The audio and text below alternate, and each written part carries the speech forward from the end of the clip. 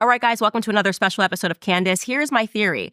I believe that the elites are aiming for clinical retardation. I'm not kidding. I believe that if somebody produced a study right now and said, don't drink water, 50% of people in the world would perish. They would die because they would suddenly just stop drinking water because the data says don't drink water.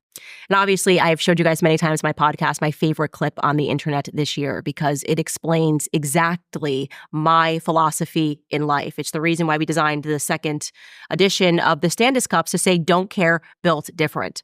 It's very important for you guys to take a listen to Andrew Tate explaining what we can garner from the data, as he says. Take a listen. I'm glad I'm super rich. You know, now that I'm super rich, I get to be one of those crazy rich guys who acts unusual.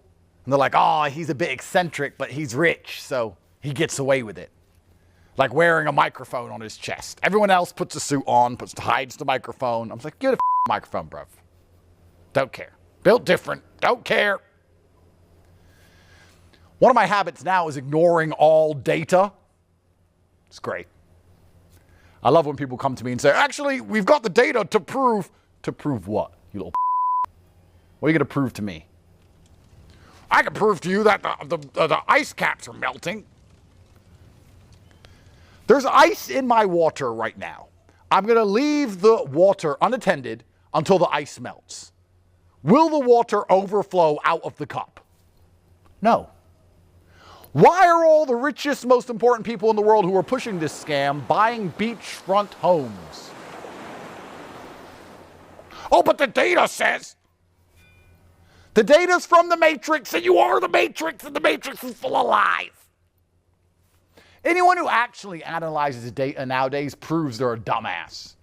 Have you seen that graph thing, that meme, where you have the most stupid people and the most intelligent people do the same thing? Then you have the midwit in the middle. Data is for midwits, you know? Well, the data says. Yeah, the data says. Well, actually, I guess statistically, the pharmaceutical company who sells the jab made the data. Why are you even reading it?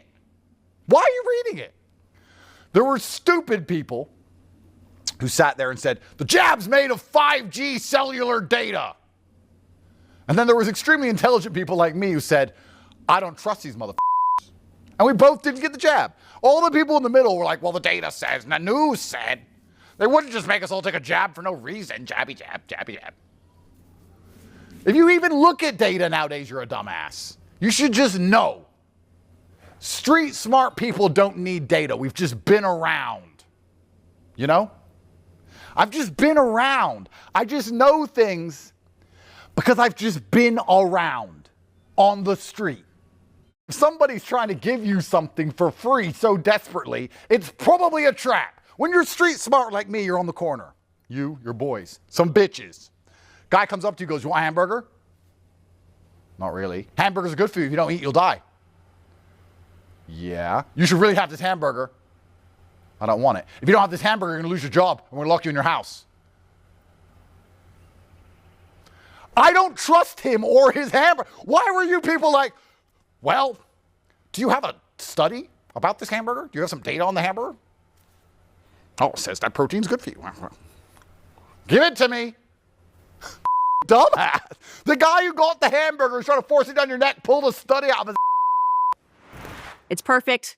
We're going to jump right into a conversation with I've watched it too many times. Well, it's kind of funny because you probably have this also. You have a point of view and people say to you, where do you get this point of view? Why can you think that? What source does it come from? I've been around. How can you think anything else? You know, and I'm not one to get in trouble, but I recently watched your show when you were talking about Macron, wife, husband, whichever one it was. The dude. And people were saying to me, Andrew, what do you think about that? And I said, well, yeah, 100% his wife is a man. And they said, why? It's like, because he looks like a little and you can see it. So what more do you want to see? You can see on his face. You can see on Macron's face that he's exactly the kind of person who would be groomed by a man. Mm-hmm. So it's obvious. And then it's the common sense aspect where they're like, first and foremost, they are producing no evidence to the contrary. 30 years, not a single picture of this person exists. Yep. We have plenty of pictures of his brother who suddenly went missing at the exact same time that Brigitte was born at the age of 30. Yep. And people don't have that common sense to go, wait, that is quite strange. Why are they not able to just easily debunk this? And instead, you're going to call everyone else crazy. And the thing that should terrify people is the fact, which you describe it as the Matrix, I think that actually is the right term, is that the Matrix works overtime to make it seem as though the people who recognize the insanity, recognize the homosexuality, recognize the pedophilia are in fact the people that are crazy. Like it's a complete inversion of what's actually happening. And the saddest thing is that it works. I mean, where did Macron even come from anyway? I remember that French election. I'm certainly no expert on French politics, but I remember he popped up out of nowhere. Some globalist, he was a lawyer or a banker or something. They just put him up there and then he won. The last French election, Marine Le Pen was winning and then, she lost. It's like, are these elections even real anymore? Is anything even real anymore? I mean, I only have criminal cases in 3 countries currently. You may as well add France to the list, But I just don't believe any of it. And then Macron stands up there, and of course, he's complete globalist, WEF. I remember his obsession with Merkel. Do you remember the way he used to stare at her? Mm-hmm. He used to stare at Merkel with adoring eyes. Very strange situation the French find themselves in. And when you point these things out, you point out that it's strange, right? You point out and say, look, this is unusual. Even if she is a woman, which is highly debatable. The fact that she's 30 years older and it's all just a bit weird. But if you want to mention these things, you're right. You're called a crazy conspiracy theorist because so many people are so desperate to conform. I came to this unfortunate realization recently, especially in light of the Kamala garbage. There's a whole bunch of people who want to be slaves. They literally want to be. You sit and say, why can't you convince people to see the truth? And then you realize it's because they don't want to see the truth. They want to be a slave because it makes them feel the same way a child feels when they get attention from their parents. They want to be good slaves to the system, and they hope that will prevent them from getting shot. Now, we know our history. It means they'll get shot last, but they'll still get shot. Right. So you have to make a decision as a man, especially, like, do I want to die first like a hero for telling the truth, or do I want to die a few years later like a coward? And I guess that's where you see the differentiation in the opinions, the dichotomy of the different types of men who are living in the world today. But it's really crazy that so many people will sit there and consistently consume lies and garbage after they've been lied to so many times, and they feel like they get some kind of, I don't know if it's satisfaction, I don't know if it's warmth, I don't know what they feel in their heart when they just subjugate themselves to these people. Maybe it's like cuckdom, they like to feel like a cuck. They like to feel stupid. There's no other way. There's a whole bunch of people who want to be enslaved to these systems. I think slavery is natural, actually. I thought about this for a long time because I'm going, how could you accept this? Like somebody telling you to stay at home, not see your family, double mask, let your parents die alone. Yeah. Everything spiritually should be coming online going, this is not natural, this is wrong, and I'm going to fight this.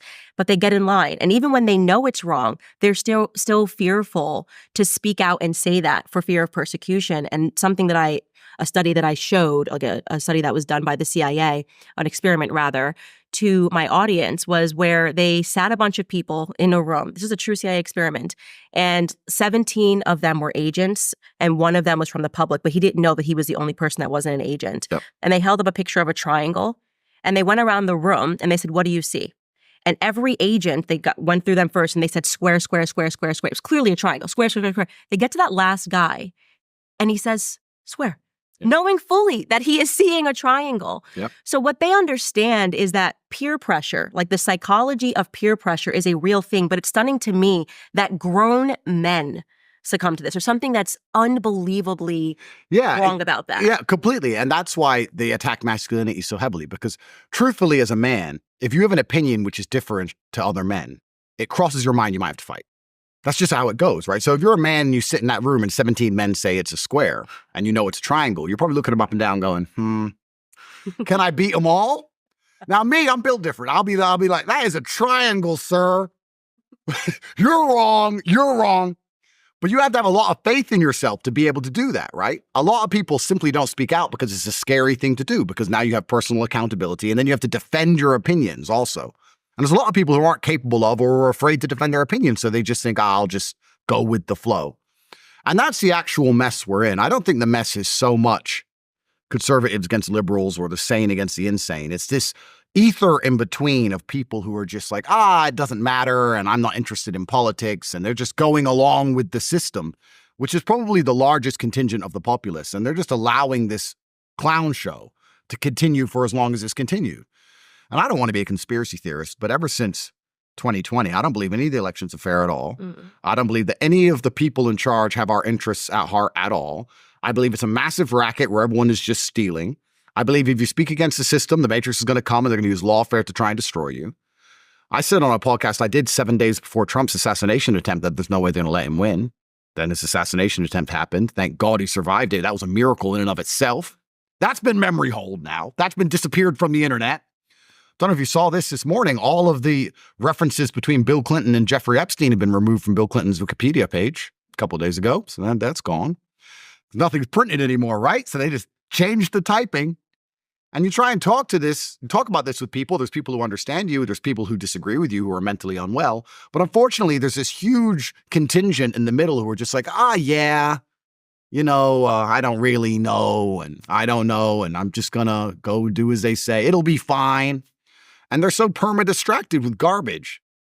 And I look at like a festival, for example. I'm not anti-music, but I look at a festival and I see people in the festival and they're all screaming and jumping up and down. I'm like, if you had half as much passion for the freedom of your children that you do for this song you've heard 10,000 times, we'd be in a much different position.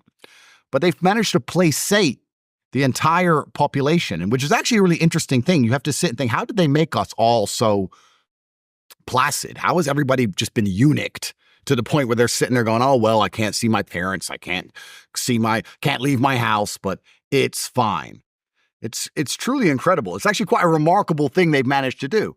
And as they turn on the PR machine once again, they've turned on the machine for Kamala. Nobody liked her. Nobody. Not even the liberals liked her. Not even the biggest Joe Biden fans liked her. They were all saying she's no way she could win. And here she is, the most loved person on the planet, like 2 weeks later. It's just incredible to me. They could do COVID all over again, Candace. They could do it again. I know. Isn't that scary? Yeah, it's very scary. And that's why I go back to this like peer pressure thing. I basically now, when I meet people, I want to know who they were in high school. I think it's the most significant time in your life. I want to know who you were in high school because it's somehow you see that their characteristics, they just reemerge later on in life. And right now what we're fighting is a system of losers, right? Yep. Who are writing their articles feverishly. They hate people that have confidence. They hate people that are self-confident and are not going to, I said that the data says this and I'm smart and I went to Columbia. I don't care if you went to, I literally don't care. You are the dumbest person. I would never follow you, right? You couldn't lead a marching band, right? And somehow you think that writing articles in the Daily Mail, calling me names, case in point, New York Times former writer Barry Weiss. Candace, it's that insane. You are you're like a weird loser, lesbian, can crawl in a hole, literally Barry Weiss would crawl in a hole and die. I could care less. And I say that knowing that there's going to be, how could you say, literally she could crawl in a hole and die. You think you have the authority, right, to tell people that I'm bat insane because I won't get in the line in the same way that you've gotten in line with the system your entire life. Yeah. Like you're a Zionist, bought and paid for Zionist, and your job is to convince Americans that never-ending war, while we can't afford groceries, while people can't afford to put gas into their tank, is something that they should just subject themselves to because there's some higher moral purpose that really just serves you and your superiors. Whoa, you don't think Israel's your number one ally? It's the dumbest thing. People just say stuff, and that's how you really know that everyone's a bot. And I say this even against, people who I've had respect for in the past. I really see it because they say stuff that doesn't even make sense. It's like 6 feet social distancing, save lives. Israel's our number one ally and friend. Why would you even make that statement? That's an objectively, on its face, stupid statement to make. They just repeat it. And you're right. They don't think about it. So let's think about it for everyone at home. Let's think about it. Someone comes up to me, Andrew Tate, Israel is your number one ally. I said, well, they never paid my rent. So they're not my ally. They don't cut my grass. Now, what do they do for me? It turns out nothing. So who are they allies to? Well, are they allies to the government who are also, it seems to be my enemy? Are they allies to the people who I don't trust? When those senators who are robbing everybody and stealing all of the money and inflating the currency stand up and say they're our number one ally, maybe they're your number one ally because you can get an Israeli passport and disappear and hide because you're a pedophile. Mm-hmm. Maybe they're your ally, but they're certainly not mine. So why is anybody even repeating this trope? Whose ally are they? Right. I said that. They protect pedophiles. They literally... They're allied to the criminal class. So I'm like, where is this coming from? They also performed a terrorist attack. and got away with it because of, I'm They've gone away with assuming a the few. blackmail they have on politicians. But the USS Liberty, we can't even talk about that in America. Yep. It's like this no-go zone. You can't talk about that, or the press is going to label you an anti-Semite for knowing that they murdered and tried to get away with it by flying in planes, unmarked planes, and bombing the USS Liberty to drag us into their war with Egypt. Yep. That's not my ally. Not from a political standpoint, not from a personal standpoint. The second your state is protecting pedophiles and allowing them to escape from America after they've molested children, and then you go, oh, we'll keep them safe here. And on top of that, you get to take our tax dollars. We can't even extradite our pedophiles. And you why are you saying that? And isn't an ally reciprocal? Like, shouldn't it go both ways? Like, what do they do for us? I understand we fight their wars for them and we protect them and we give them weapons and we do everything they want. That's fine. They're surrounded by enemies. For some reason, nobody seems to like them. That's fine. What do they do for us? Ever. Anything, ever. It's really... No one can tell you. No one can tell you.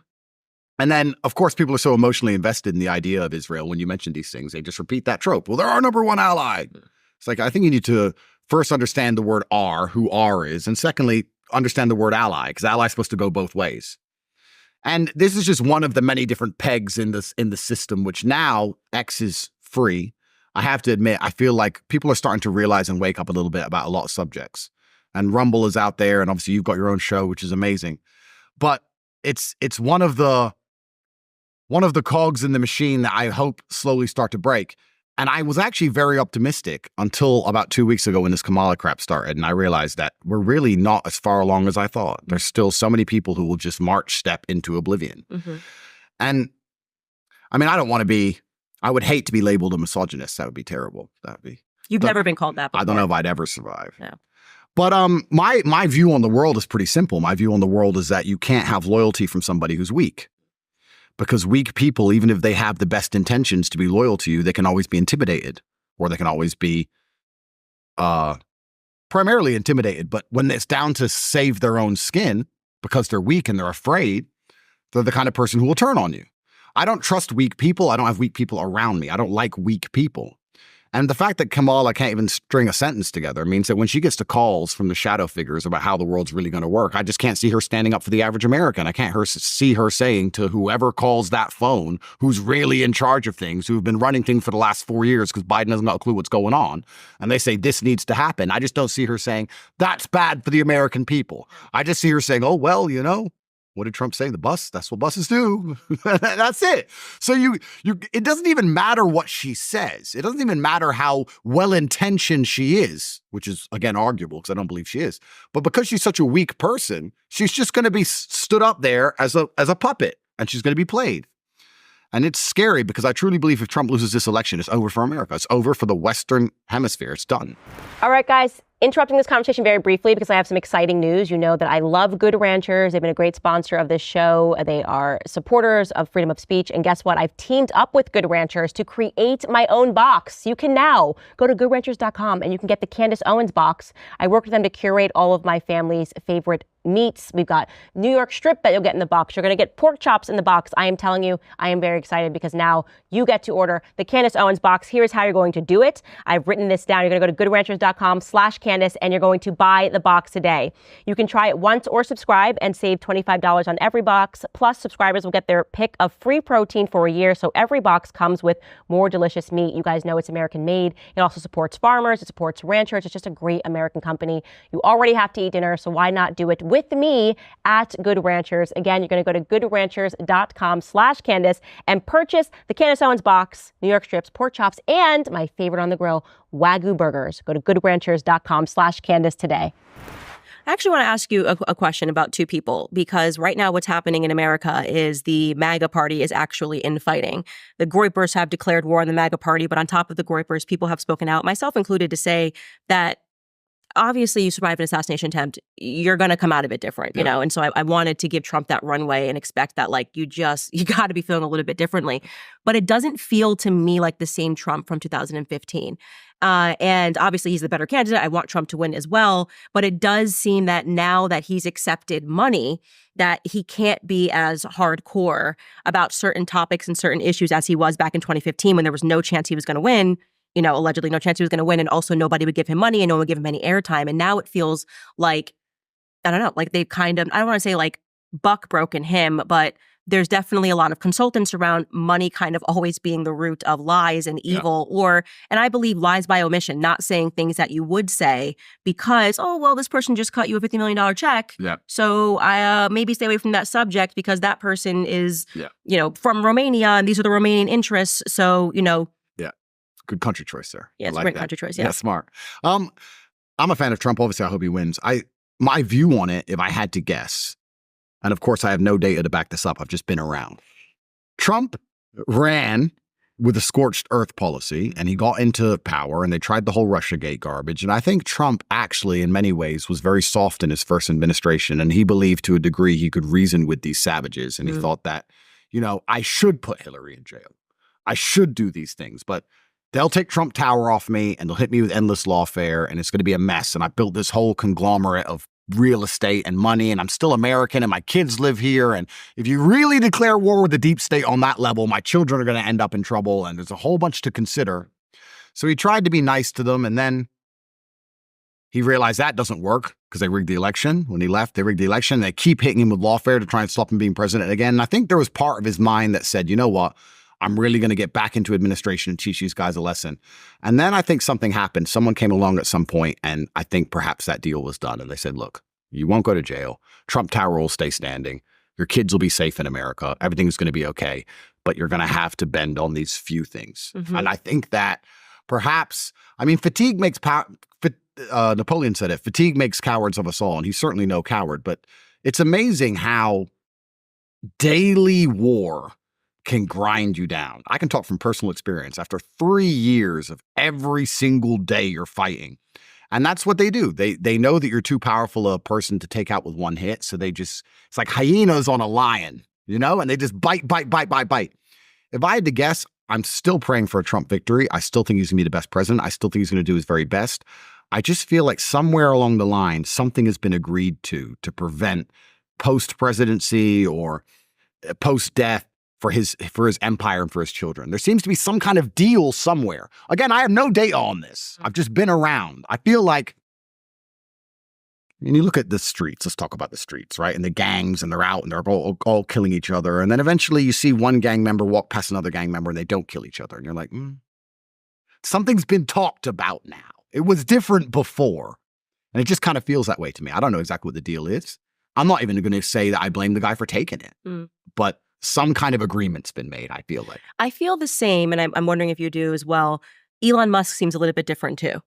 And I will admit, I was kind of all in on Elon Musk. Like, I really thought, and I still give him tons of credit, but he has fought a war that few people will ever understand really what he went through to really rescue speech at a moment where it was going to be the darkening. It was over. If they had gotten Twitter, it would have been done. And we saw what was happening, obviously, with all the COVID stuff, taking videos down of people talking about their own experiences with the shot. And then Elon Musk rescued Twitter and he went to war with that. I mean, you remember him on stage screaming at I think it was Bob Iger of Disney, and saying, you're not going to blackmail me and do all of these things. And now it seems, and I don't want to say that he's been blackmailed at all, but I just feel like it's a different Elon. And it could be what you're speaking about. Day in and day out, there is going to be some sort of a fatigue that manifests of having to fight people with a tremendous amount of power who do not let up one single day. Oh, they never let up. And you have to choose your enemies, right? And sometimes you have to do a deal with people who you perhaps don't even always want to do a deal with to survive. It's difficult at the very, very top. We're talking about the highest possible echelons of power. And there's a lot of different interests coming your way. And you have to sit there and go, can I really war all of them? Or can I just ally with this one team? Which is unfortunate because people who know what I'm talking about know what I'm talking about. It seems to be the same team every time. If I can just ally with this one team, I'm good against everything else. Right. And then people are sitting in a position and they're like, yeah, I guess, I want to live and I want my children to live. And because it comes down to that. I don't think many people realize how violent the world is. We live in a world now where we have all of these facades on top of violence. But really, the world is just guns and bullets and violence. That's the reality of the world. When we talk about something like a court case, what is a court case? Well, a court case is a piece of paper. But if there was no threat of violence behind it, I wouldn't go, or no one would go, right? You get a speeding ticket. You don't pay the ticket. They add more money. You don't pay it. They say go to court. You don't go. They send another summons. You don't go. They send an officer. He says come to court. You say no. Violence. It's all just garbage on top of violence. And at the highest echelons of power, what they normally do is they skip all the garbage first. They'll sit down and say, look, you can do whatever and you can be Mr. Smartass, but it doesn't matter how much money you have or how powerful you believe you are. Bullets kill people and you have children and they're going to die. And I've been around. Now, let's talk about this professionally. If I know drug gangs who do that over control of a street corner, you're telling me they're not going to do that for control of the largest economies on the planet? You're telling me there's not going to be a single conversation about the fact that your children are walking the street for the largest economies on the planet? It's a very scary world these men live in. And I feel like they've had to do a deal with certain interests to survive, unfortunately. And it kind of feels that way and it's scary. And then you end up looking at your own position and you're like, okay, well, I do run my mouth a lot. But having a political view and having actual power are different things. These people have actual power to press buttons. And those are the ones they have to keep their finger on. So it's I don't want to say anything bad about Elon. I really agree with you. He truly saved the world. Mm-hmm. But it's just a hypocrisy in so many people's views. You know, I talk to people and they're anti, let's say the UK right now, where they're locking down everybody for telling the truth about the immigration. And they understand that the native people of the UK want to keep their country British and they want to protect it. And they completely understand that. But then they're against Gaza. And I'm like, to me, you either believe in people's ancestral right to their homeland and to defend it, or you don't. But people seem to always have this hypocrisy on certain issues. It's very interesting. Well, that's psychology too. And I spoke of that on my show. And obviously I've earned the full ire of the mainstream media. And I don't care, because for me, and that offer was there. I mean, it was very clear to me that this is the one issue. If you don't talk about, well, you can maintain a comfortable life for you and your kids. But I just didn't like how many times I kept finding in the history of Israel and in the president of Israel defense for pedophiles. It just didn't work for me. Like, you know, that Zionists were so hardcore about Israel, were defending pedophilia. And I pressed an accidental button when I started speaking about Sigmund Freud. The Freud family is what created propaganda. You know, Edward Bernays, the Freud family is what created PR, the biggest PR firms in the world. And they just keep coming up with pedophilia scandals. Clement Freud, pedophile. Sigmund Freud, pedophile. His father, a pedophile. Defending his friend, William Fleece, a pedophile. And when you can then trace that, and it's funny you talk about the streets, these were people that were weapons dealers and drug dealers that then started Hollywood, right? They started Hollywood. Charlie Chaplin, a pedophile, who was under one of their thumbs. And you start realizing when you speak to people in Hollywood and they start speaking about the fact that there's so much pedophilia that's always taken place throughout Hollywood from the 20s, which you could say was the golden age that really Hollywood got established, all the way through to now. The ADL got started defending a pedophile. So to me, if this state is going to be on the side of pedophilia, and for whatever reason people keep turning the other cheek, that everyone who supports this state like seems to be okay with the pedophile origins, the ADL is now involved in our government. We know that a lot of these people in our government are being blackmailed. I wonder why. I personally, you want to hear my conspiracy theorist, I think pornography websites are basically, they're able to figure out what your demented interests are. So these people, they're making you more and more perverse, more and more perverse. Suddenly you're watching some weird stuff, and then they got you watching some 12-year-old girl, whatever it is. Boom, you're under their control. And I think this is what Jeffrey Epstein, all of this stuff is about, getting men who would be in positions of power to acquiesce to some like pedophilic pornography, and then they're under their control. I really believe that. I think you're right. And there's two things I'm going to say. First, I'm going to say they've checked my hard drives. And I love to say that to everybody who says, Andrew, you're a human trafficker. They've literally checked my hard drives. For the last 4 years, my hard drives have been checked. Check the hard drives of 99% of people in the mainstream. Go check their hard drives. Here we are, 4 years into this human trafficking garbage. No one's even seen a video or a picture of a single woman claiming to be human trafficked. Right? It's completely insane.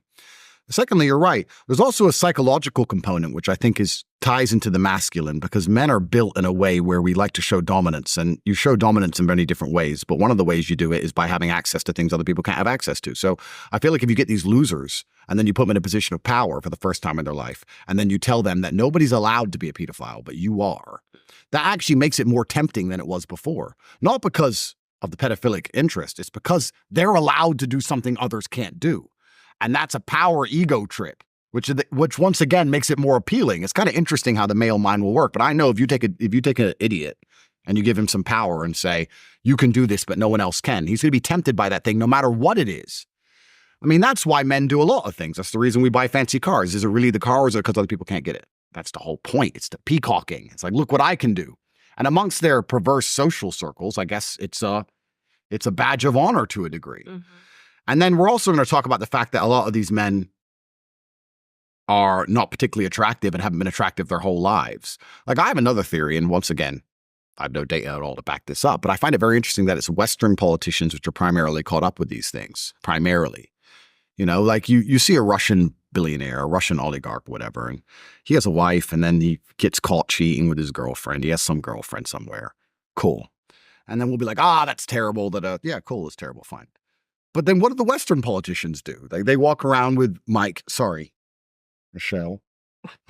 They walk around with their wife, and then they get caught on islands. So, is that any better? Well, is that worse? Western politicians gay? That's another thing, and that is what kind of leads me to believe that a lot of these people are being blackmailed and they're being selected for these positions. I mean, Emmanuel Macron is a homosexual. There's no question about that. Zelensky is a homosexual. Yep. You've got, I was going to say, I almost said Fidel Castro. Trudeau, Fidel's son. You got Trudeau. He's a homosexual. Yep. Barack Obama was a homosexual. Yep. And then finally, when we get in the West, a president who's definitely not a homosexual, Donald Trump, they just freak out. They completely lose their minds. This guy cannot be president. He's not allowed to be president because there's no aspect of the most extreme form of blackmail, which is if we know that you have engaged in pedophilia, that you've been involved in any of these weird sexual scenarios, we can control you in office. Yeah. And there's obviously the deep state thing is not a conspiracy theory. It's part of the reason why they didn't want Tucker to conduct that interview with Putin, because the first thing Putin said is I don't deal with your president. I'm dealing with the CIA. Yeah. Right. That is the deep state. He's like, you couldn't even president. I don't talk to him. The CIA is who's controlling your nations, which means that our democracy, the republic, it's an illusion. Yep. Oh, 100% true. And when I say things, I don't, obviously exceptions disprove the rule. I talk in general, but in general, it is the masculine which protects the society in general. And in general, feminine are more accepting of certain things, and gays are closer to the feminine. So we say that we have men in charge. None of these people you named are men. None of them are masculine. There's nothing masculine about them. The true masculine essence is being prepared to die on a hill. And the number one thing we died for since the dawn of human time was our land and our women and our children. That's what we died for. And the reason we were prepared to die for them is because we know we could never be assimilated into another tribe. If there was another tribe on the other side of the hill, even if they outnumbered us 10-1, we knew that if they managed to get into the village, we were dead. The women can assimilate into their tribe because the women can join their tribe and have children. The women will be taken. We die. So we're prepared to fight. So the masculine essence, truthfully, is to be able to stand up against an army you know you can't beat and fight to the bitter end. And that's why they don't want anyone masculine in power, because then they can't be influenced. We just talked about those shadow figures making the phone calls. We don't want anyone who sends there like Trump and says, no, I don't care. That's not how this is going to go.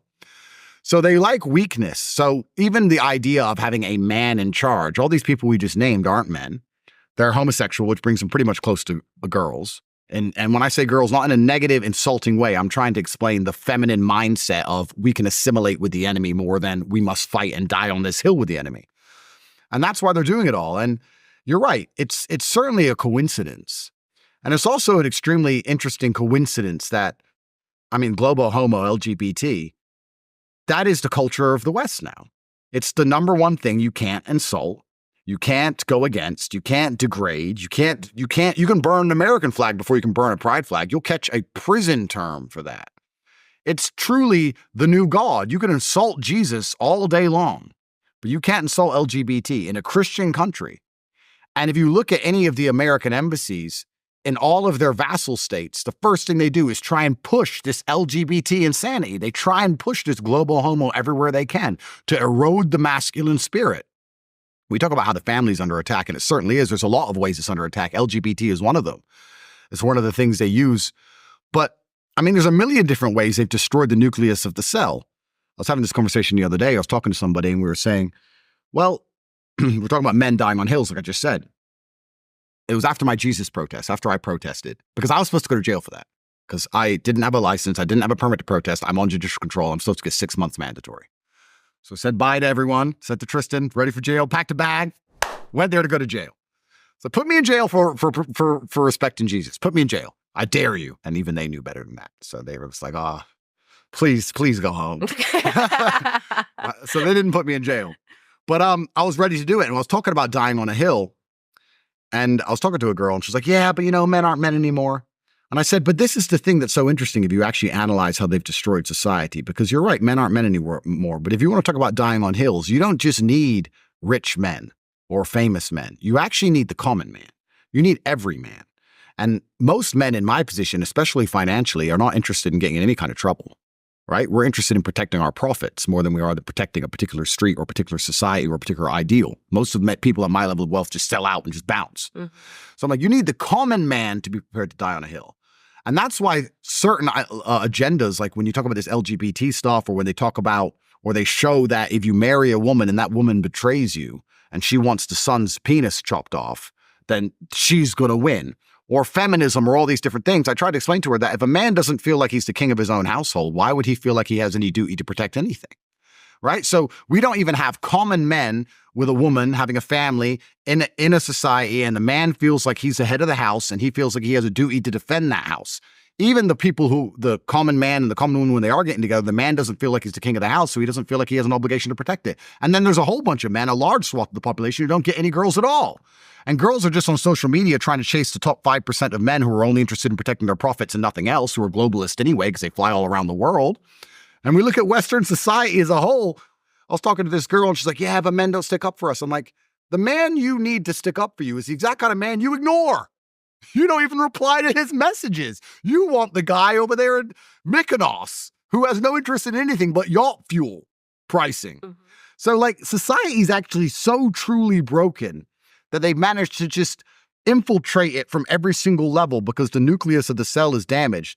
And LGBT is another huge part of that, right? They are so desperate to prevent the idea of a man loving a woman having kids and the man being the head of the house and the man being prepared to protect that house from all ideals. That's what they're scared of the most. Well, this gets into why I think that they attacked you. It actually wasn't my idea, so I have to give credit here to Dave Smith because he's wonderful, and I had him on for a couple of hours last week, and he introduced a fact to me, and I've like, oh my gosh, this is totally why they attacked Donald Trump. It's why they attacked you. He was actually referring to David Duke and how there was this full media left and right attempt when he was running for governor to take him down, and how somebody had written an article about how strange it was because they tried to say it was because he was in the KKK, but obviously people that were in the KKK just went on and became the Democrat Party. Yeah. Like nobody cared about that. Yeah.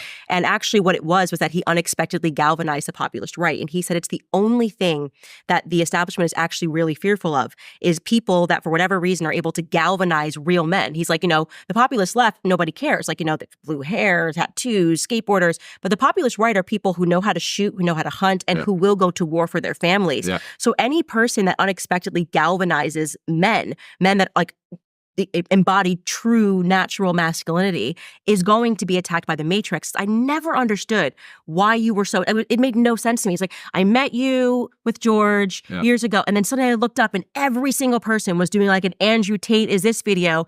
And then I realized, oh, okay, after Dave Smith put that piece together for me, I'm like, he unexpectedly galvanized what would be the populist right. You're talking about men returning to masculinity. Yeah. It doesn't matter what they say. You can be great, all of this stuff. That cannot happen when they're trying to turn everyone into a homosexual because it's easier to subjugate homosexuals because, homosexual men aren't going to be an army of people that go and try to like grab their guns and take on the government. Well, they're used to bending over. Yeah. So, I mean, it's what, and that's what the government wants you to do, right? They're used to bending over. In fact, they quite like it, which is exactly what the government wants you to do. And no, I think you're right. I was fortunate or unfortunate enough to reach such a large subsect of the population, and I was making it clear that masculinity on some level is saying no. Mm-hmm. That's what being a man is. Being a man is saying no. Even if you look at raising a child, right? It's the father who's typically the disciplinarian saying no. And they've tried to label that as hateful. They try and label you as hateful when you have standards. But truthfully, you love things, right? If you love your family, you hate everything that's against your family. There's no light without dark. So they'll just say you're hateful because you're anti-LGBT and you're anti-whatever. But truthfully, you love something else. And they try and miss that part out. And I managed to be massively successful, primarily also with young males, which they really got upset about because it was a perfect storm that ended up putting me in jail. But I had all these young males following me, and then I had my program that allowed them to make money, and they started making more money than their teachers, and they're going to school saying, I don't need you anymore, and blah, blah, blah. Then they were holding me accountable for absolutely everything anyone ever said. The number of articles that have been printed about me where they say some guy has done some heinous crime, and he followed Andrew Tate on Twitter. 9.8 million people follow me on Twitter, right? It's completely insane they try and tie these things to me. I have a strong suspicion Keir Starmer is going to come at me. I'll say it here first. He's going to try and say I incited the riots for saying you should have a border. But that's what I think they're going to try and do. Everything is automatically my fault. The Matrix is just out to get me. There are people in rooms in 3 or 4 different countries who are just sitting there trying to find a way to put me in jail. It's kind of scary. But yeah, I guess there's no light without dark. You can't you can't shine bright without casting a shadow. And my basic message has always been, the true essence of masculinity, which is saying no and not being afraid to be that person in the room who disagrees with the 17 people. That's what it's truthfully about, and that's what they're scared of. And they want you to instead bend over. And I don't think many people at home actually understand how, you say you've been around. COVID was a perfect example, but there's a lot of examples of it. But when you've seen enough of life, you see how power corrupts people and how evil people can actually be. I think the large swath of the populace who are just slowly going along with all of this, they don't believe that people are inherently evil. They're like, oh, well, I'm not evil. And why would they do that? I heard that all the time. Why would they make us get an injection if it doesn't help us? Why would they? Why would they? I don't think they understand the true dark hearts that come from a man who just wants to satisfy his ego. There are people out there who just like to laugh. They like to laugh at you wearing a mask and injecting yourself with poison. They thought it was funny. And power absolutely corrupts. We're run by these people in the world now. They're born into these families, or they're so corrupted morally, but also financially. Money's not even real. We talk about a lot of things. People say, oh, it's all about the money. And I say that is such an optimistic view that you believe it's all about the money, because it's not about the money. It's about controlling people, and it's about destroying their spirits. It's about destroying their souls. These people print money. Why do they need money? They print it. They don't have to make it. They just press a button. If you think they're doing things for money, then you don't understand how deep the rabbit hole goes. They don't actually care about money, which is why they destroyed the whole economy in the first place. They don't care about money. What they care about is making you comply. For the same reason a loser becomes a police officer. They're bullies and they're cowards and they have no actual innate power and they're empty inside and they don't believe in anything. And they want you to comply. They want you to obey. They want to intimidate you so they feel like they're something. That's why weak people in charge are so dangerous, because we all see what they do once they're weak. I saw Keir Starmer's stupid face. Put me in jail. I saw his stupid face standing up there. Oh, we're going to arrest everyone, trying to act like a tough guy. I saw the weakness in his eyes. I know what kind of person he is. He's not a good person. And he's saying the people of the UK are not allowed a point of view anymore. You're not allowed to speak. Full Stasi. It's incredible. It's actually quite scary. Yeah, and what's interesting too is there were a ton of studies done. The globalists, even at a certain point, and I am talking about the reason why Sigmund Freud, despite the fact that he was a pedophile and protected pedophiles, is still taught in the classroom, is because he is considered the father of psychology because he gave them this award, and he was actually a Kabbalist, and so he worshipped the Jewish Kabbalah, and the Zohar was his book, and so he basically trained. And they ran these programs to even see how they could create a psychopath, right? And how they figured out that they could create a psychopath was molestation was a component of this, like molest them from the time that they are a child. Yeah. And so I don't think people understand that if a man was raped when he was a child and then was exposed to all of these other elements and then becomes a world leader, he has an element of psychopathology that has been intentionally bred into him. And he will do things in a way that you will be shocked. People talked about how Emmanuel Macron during COVID, the French people were saying like they realized he was a psychopath. Like there was something he was getting, like there was a sadistic element in nurturing people in a way that, for example, if you had a woman with a family, this is why even saying like women should have families before you allow them to go climb a ladder, they are removing these aspects that are natural where you're going, oh, maybe I shouldn't torture these people and let these people die alone. Well, these leaders don't think that way. Like you have to confront the actual evil that we are facing. Like this is a cult of people and they are literally deriving pleasure from your pain. Well, let's talk about let's use some historical context. We're in the country of Romania. So Dracula is based here in Transylvania. Dracula is based on Vlad the Impaler, which was a man who had a castle about 3 hours from here. And he was famous for impaling people. He put a spike up one hole and out the other, and he'd impale them and stick them out on the streets. And what he was doing is when he was fighting the Ottomans, every time he'd kill an Ottoman, he'd impale them. But the Ottoman army outnumbered his 6-7 to 1. So he decided to try and scare them. So he went into local villages of his own people and impaled them. And just stuck them on sticks and just put them all along the road. So when the Ottomans started marching, they'd march for hours seeing all these impaled people. He impaled people and chose impalement and got pleasure from impaling people because he was molested as a child. Because the Ottomans, when they got hold of him, sodomized him. So when he became the leader, he thought, I'll show you all a lesson. And he impaled everybody. That was his thing. Yeah. So that exactly what you just said. These people are morally corrupted. And if you sit there and think that these leaders have any interest at all in you, it's kind of interesting to me. People always say, the politicians are so stupid. And once again, that's a very optimistic view. They're not stupid. They know what they're doing. And you are confused and you think they're stupid because you think they work for you. You think, I hired the politician. The politician is my representative, and he's going to go there to represent my interests. And when he doesn't represent your interests, you think he's dumb. No, he works for someone else. He uses this whole "you can vote for me" democracy garbage to allow you to accept him sitting up there and doing the opposite of absolutely everything you've ever asked for. There's not a single politician doing anything any of their people have ever asked for, nearly ever in the West. They work for someone else. They work for shadow lobbies and hidden interests and big money and banks, and they work for a completely different team. They're doing the exact right votes. They're voting exactly how they're supposed to. They know they're doing their job fantastically. Your confusion is you believe they give a shit about you, and they never have, and they don't. And we could talk about all of this, like I said, philosophically, but it's very interesting because the world is cyclical and everything goes around in circles. You know, you have a king who's in charge of his empire, and after a while, the king's son he's still a good king, but he's not as good. And then the next king's son has just been too spoiled and everything becomes decadent and you don't want them to be king anymore. And there's a revolution and you fight for democracy, and then democracy comes and there's a fantastic democracy at the beginning and everybody cares. And 3 or 4 generations later, everyone's just robbing and stealing as much as they can and nobody cares about the population anymore. And now you have people inside of America who would very happily put Trump as king for the rest of his life and put his son in charge. And then you go back to royalty. It's like the world is cyclical and nothing lasts forever. And when I talk to Americans, especially, they don't have this concept that America can fall. They're like, oh, but what will happen to America? I'm like, it's going to fall. I'm like, what do you mean it's going to fall? Nothing lasts forever. If you lived in Rome and you had these beautiful Colosseums and these marble arches and you're wearing your robe and you had all your slaves and you're eating grapes, you can't ever imagine it on fire. One day you woke up and you looked out at Rome and you were like, no way.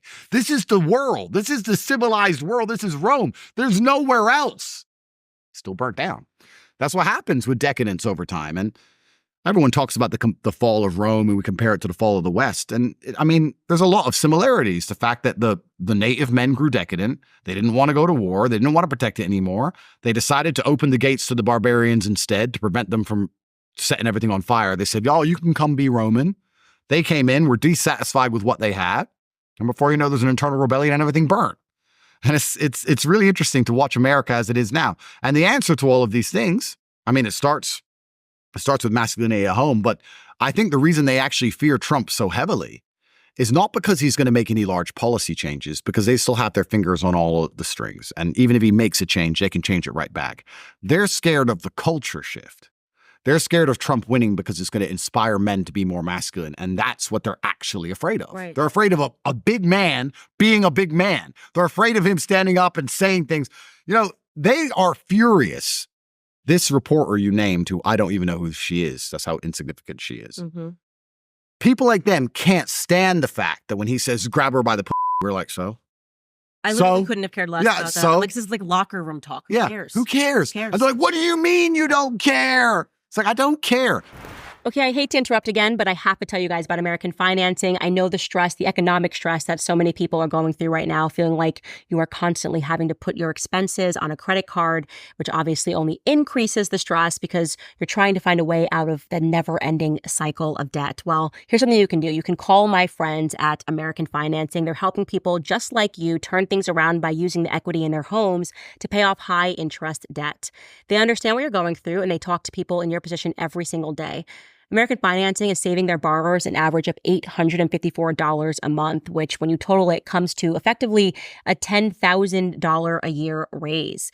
And if you want to get started, you may not even have to pay next month's mortgage payment if you call them today. There is no better time than right now to turn your situation around. So call 800-795-1210. That's 800-795-1210. Or you can visit AmericanFinancing.net/Owens. Again, that's AmericanFinancing.net/Owens.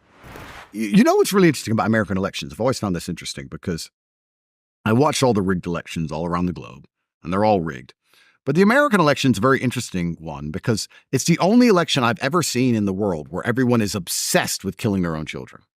There's no other election I've ever seen this. I've never seen the French talk about it. I don't see the British talk about it. It's not even on the agenda. And I was talking to somebody who I'm actually quite personally close with, and they were a Joe Biden supporter, and they now admit that Joe Biden was corrupt, and they admit that COVID was wrong, and they admit the vaccine's poison. They admit all of these things. I'm like, so you're voting Trump? It's just like, but I can't vote Trump because of Roe versus Wade. I was like, listen, We're talking about World War III, Israel, Lebanon, Gaza, Iran. World War III, Russia, Ukraine. We're talking about inflation. Nobody can even pay their bills. Talk about an open border where thousands of people without passports are parading across the border. Blood on the streets, drugs on the street. Don't you think there's more important things than at which week you can kill your own child? How stupid are you? The fact these people even exist shows that it's almost over for the West. The fact there are people who still believe that Kamala is going to somehow be a good leader. It should be 99% Trump. The fact it's even 30%. Who are these humans? Name one time she stood up and said how she's going to fix a single problem. I'd love to sit with her and say, Kamala, okay, I'm going to give you a fair shot. Never met you before. Please explain an issue and explain to me your compendious plan of how you're going to fix that issue. Right. In 2 minutes. Go. Inflation's bad. We know. How you gonna fix it? We need more money. Yeah, we know. How you gonna fix it? She can't even answer a question. And there's people out there sitting there going, yeah, she's good. Why is she good? Well, she's a woman. Bro, it's so over. It's so incredible. It's incredible how just psyop people can be. Mm-hmm. It's scary. Well, that stuff is what's bred in the classrooms, and that's why I really do believe. There's no question. Like our education system, even from kindergarten, was established by communists. Like we had this huge influx of people. It's actually a really important time in world history for people to realize the 1848ers, so to speak. They tried to overthrow what today is Germany, and it failed. And then a bunch of them who tried to overthrow the government came to America, and they went on to become Pfizer, people who instituted kindergarten. Yep. And I think that really when our government got completely taken over, like McCarthy was actually a hero, saying like commies are here. Yep. We're taught in the classroom that he was like this paranoid person. No, he was trying to save America. Yep. America died the day they shot JFK. The last Catholic president shot in broad daylight by the deep state. They took over because he was going to shatter it. He had realized that the commies were in control. I mean, the CIA doesn't represent American interests at all. Like they're all about just subjugating the world. They're global elites. I think the CIA and the Mossad are the exact same organization. But it's fascinating to see that you do see this recurrence of people that are repeating things that they've learned in the classroom over and over again. Feminism is implemented in the American mindset for women from the time we are in grade school. From the time, even little projects they're doing, like to try to basically let them know that the most important thing is standing up for female rights. And so there are these like childhood traumas that they hit on when they say like, oh, abortion. And you're like, oh, and in high school I was taught like, that if I don't fight about this issue and the state's going to control my body. It's completely made up and it's a nonsense, but it's psychological conditioning that's hard to break because it happens when you're a child. In the same way that those studies proved, you molest a kid, then for life you can kind of create this person into a psychopath. And you will see that there is a thread between men that have been molested and they do become psychopaths. And they hate in a way that doesn't make sense to most people. And it's the same thing for these women. Like these feminists don't even realize it's like a childhood trauma. They made you watch some movie in health class and told you that your rights are going to be taken away unless you're allowed to kill your baby. It's a nonsense. It's insane. Bro, the state's going to control your body, but they'll get the injections. Same people will get all the vaccine injections when you talk about controlling your body. Mm-hmm. You're right. It's a massive logic fail. And I mean, like I said, misogynist, blah, blah. But feminism is one of the most destructive mindsets they've installed in the entire population because feminism prevents birth rates. And I mean, you can argue about 100 different things, but you'd like to agree that if you have a population, the population needs to sustain itself, at least, right? You'd say if you have 1,000 people and you want to have a civilization of 1,000 people in 200 years from then, they need to have children. We could all agree that population is important, right? Feminism is extremely destructive to that. It's destructive because it makes the women not want to have kids, but more importantly, it makes men not want to have kids with the feminists. You can't tolerate them. They're intolerable people. They're the worst possible people. I think men build and protect society. We're certainly building it. We're failing to protect it. But women have the magic. Women have the ability to reproduce, and birth rates are falling. It's kind of interesting. You look at why the borders are open or why all these people are flooding into the nation, which is thinning the culture. We'll talk about that in a second. But I guess from a macro and a micro, you look at things differently. Like if you look at these two cups close up, you can see they're very different things. But if you look at them from space, they're just two cups. And I think the people who are in charge of the world are saying, okay, well, birth rates have been decimated. That's being done. You could argue purposefully because they want to get rid of, we talk about the white replacement. I don't think it's so much about white people. I think it's about entitled people. I think they don't like that the average Westerner now wants medical care and sick pay and holidays, and they don't want any of this. They want to get rid of all the people who have standards for themselves and their quality of life, and they want to replace them with second world and third world slaves who will just work endlessly. That's what the globalists want.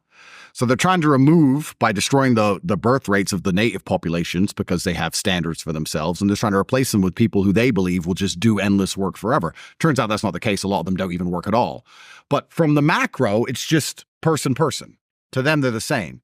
If you're living inside of that society, you understand it's not the case. You can be a Christian from a particular area or a particular ethnicity, and your town has always been a certain way, and you have someone come in from a completely other side of the world with a completely different mindset, completely different view on society and how they should function, and your society is being degraded. But what's the answer to these things? Well, the answer to these things are women need to have children. If women won't have children, it's over. I put a tweet up that really pissed off white people. I don't know if you saw it. They got really mad. It went super viral. I'll send it to you. And I was saying to the white people that it's over. I was saying the white race and all you Christian crusaders and white people and everyone who's sitting up and talking about how important it is you need to restore the West to Christianity in this white ethno-state, and Nick Fuentes and all these people. And Nick will actually agree with on a lot of things. If you're not having kids, you don't have a future. Mm-hmm. If you're not having children, you don't have a future. That's the bottom line of it, right? So they talk and they insult these immigrants, which I completely understand why they do it. They're like, we're going to have mass deportations, which is a fantasy. And they're saying, we're going to keep our countries for us. No, you're not, because an immigrant turns up and has 7, 8 children. You're paying for it with your taxes. And you can't convince your wife to have more than one because she wants Chanel bags. Well, then how are you going to have a future, right? You can argue whether it's the weakness of the man. I don't know if it's the weakness of the man or if it's the feminism that's inside of the woman. I don't know what it is. But I even just started doing this experiment when I wrote that tweet out. I was like, how many white families, pure white families do I know, outside of the Mormons, they do all right, that have more than 2 or 3 kids? There's hardly any. So you could talk about the replacement of white nations. Yeah, it's happening because there's no native birth rate, and that's down to feminism, and that's down to this whole gender dynamic being broken. Well, they're also trying to convince women to act like men and for men to act like women. I mean, even straight men are homosexual. That's how I feel. Even men that are straight, I'm like, but you act like a homosexual. And it was one of those things that people were asking me, I didn't actually feel like, and this is kind of surprising because it was the UK, that I even met real men until I went to the UK. It was very hard for me in America. I will say, I was in New York City, so there's obviously homosexual straight men, you know what I'm saying here. And then I get to the UK and then I meet my husband and he hunts, he shoots, he knows how to skin an animal. And I'm like, okay, that's what I want. Like, I want a masculine man. And so it's interesting because you and your brother have opened up this debate in America about what is true masculinity, right? This is the argument. They're not truly masculine. Like, you shouldn't follow that. Like, what's truly masculine? And now you ask, okay, then what is your prototype? Tell me who we should be following. If it's not the Tate brothers, what is real masculinity? I've asked this question before and I've gotten some answers. Some people will say, Jordan Peterson is a better example of masculinity, and so your idea is that people that have philosophy and talk about masculinity is true masculinity. If a war came tomorrow, just asking this question, by the way, maybe the answer is yes, I don't know. Do you think that Jordan Peterson has the skills? If everything's taken away and you're in the wilderness, this is how I think my husband and me are surviving. We are surviving in the wilderness and you're not, because you are now married to a straight homosexual. Who he's straight, but he's also a homosexual. Oh, you nailed it. They're all gay. Everyone's gay. You literally nailed it. I had this conversation with someone the other day. I was talking to some guy and I was saying that I don't trust a female pilot. And he said, why? I said, it's not because I'm a misogynist. It's because I think men are calmer under pressure. Yes. Men are calmer under pressure. And he goes, why do you think that? So why are you pretending you're confused as to why I think that? Haven't you gone through life and ever just seen a high pressure environment? Or is it just me when I've been in high pressure environments and I see women, they're not built for it. They're not supposed to be. Unless it's kids, then it's the exact flip. Yeah, well then they're ready to kill. Something happens with the kids, yes. And then suddenly I'm like, George is like, I don't know, he's crying. I can't focus. I'm like, what do you mean he's crying? Like, that's I can do 20 things at once with children. And you're like, oh, biology is real. Like, we have these natural proclivities and they're real. 100%. Absolutely true. And you're right. And there's men. I find it extremely weird that you see these men who are begging for a female president. I mean, it just feels gay. It's gay. It's gay. It's very gay. I want a woman to be my boss. Like, it's just gay. It's just gay. I don't know what else to say. It's so weird, these people. And you're right. They often say, oh, Andrew, you're not masculine because, you're insecure. And I say, well, why am I insecure? Well, why do you have all those cars? Because I'm rich. Yeah, but why do you need to show off all those cars? It's kind of interesting. Like, the modern world was built by men trying to prove their capabilities and prove they could do things. That's what the whole world is. That's all it's ever been. We've now come along with this whole globo homo bullshit trying to convince you that a real man is so secure in himself he lets his wife get Yeah. Okay, great. That's a real man. But truthfully, the real men were, I'm going to go over and try and cross Antarctica by foot because no one's done it. Well, that doesn't make sense. You'll freeze to death. Maybe, but I might do it. Right? So why do men, why are we in skyscrapers? Why have we gone to Mars? Why do men buy expensive things? Why do we do hard things? That's what masculinity has always been. That's how the world was built. But now they're going to come along and say, no, that's not masculinity. Masculinity is not trying to be the best version of yourself and proving to the world that you can do what others can't do. The reason I bought 65 cars is I can put them in a row and it looks funny. Yeah. Ha-ha, look, I can. Peacock, look what I can do. Ha. That's it. Mm-hmm. It doesn't have to go any deeper. No, I don't have to drive them. I can't even name most of them. Mm-hmm. But they've now convinced you that true masculinity is being so sure within yourself that you don't have to prove anything to anybody. Well, if you don't have to prove anything to anybody, then you don't have any capability. So you're actually a useless idiot. And if you're going to sit there and be so arrogant that you believe you have no duty to the society or to your woman or to your ancestors, and you can just be secure in yourself, and I don't need to prove myself to nobody, and I'm just secure in myself, well, you're one of the sheep being led to the slaughter because you have absolutely no capabilities whatsoever. They'll say a real man, I got in arguments on podcasts all the time, they say a real man's secure and lets his girl have male friends. I'm like, there's a male friend line. Sure, there's a line. Hi, how are you? Boom, boom. If my girl's going out on dates with some dude, like, this is clown world. No. It's peak clown world. And there are men who buy into this psyop. And it's kind of interesting because one of the most common questions I get asked is, Andrew, why do you still talk? Why don't you just shut up and disappear? And it's like, well, you have two choices. You either fight against this programming that's out there, or I guess to a degree you accept it. And then you have a new internal fight because your house is a mess, because your woman doesn't respect you and you're depressed and sad and you have some mental condition. You've decided you have OCD or ADHD or some garbage you saw on the TV once. And you either fight an internal war or you fight a war against the external, because this is really crazy what they're trying to implement. And I like the question you asked, like, what is a man? Truthfully, a man, I believe, is being able to do the things that are hard or do things you don't want to do because you're supposed to do them. I think that's what a man's always been. A man is supposed to be strong. He needs to be strong, so he has to become strong. That's his job. A man is supposed to be brave. It's not that you can't feel fear. It's that you have to be brave. Oh, an attacker's here. I'm afraid, but I'm a man, so I will go and engage the attacker. It is my job. And now we're teaching men, you don't have to do what you don't feel like doing. You can do what you do feel like doing. And they somehow think that this is dismantling toxic masculinity, when in fact it's actually doing the opposite, because men are born with an innate propensity for violence. And then you have men who rape and kill and murder and school shooters. When you tell men to act out their feelings, you have some little idiot who's been on drugs his whole life for some imaginary mental condition. This is why you get school shooters in the first place. He should be being taught stoicism, not this garbage. So yeah, no one can even answer what a man is. They need to be aggressive. I see this. I now have two sons. My son, he wants to go to war. He wants to be a Spartan. He wants us to send him into the wilderness, and he's going to come back in 2 weeks, like the beginning of the movie 300, and see if he survives. I'm like, okay, this is innate. He wakes up, he grabs a sword. Him and my husband just instantly go at it, know? And I'm like, dude, please just come to me if you want to hug. Like, I don't want to fight. I don't know what to say to you. I don't want to wake up and grab swords and fight you. Come to mommy when you need love. And when he's sick, he comes to mommy. But when he's feeling good, he wants nothing to do with mommy. He wants to go fight. He's like, he wakes up and goes, where's my father? And he's holding a sword, and I'm just like, think he's in there, right? You know what I mean? And that's beautiful. And people want to suppress that, and you. Well, they fear it. They fear it, yes. And they want to suppress that aggression, that natural aggression. And I'm like, no, like, you want to curate that in a way that, yes, if something happens to this family, I want to make sure that everyone can defend this family in the right way. My job is to take care of the children. Like, it is my husband's job to be able to go out and hunt and shoot and fish and do all the things that he does with his guy friends when they go on these trips and go hunting. Like, they need to be able to survive in the wilderness. And now we've created these straight homos who are like, well, I read the New York Times every day.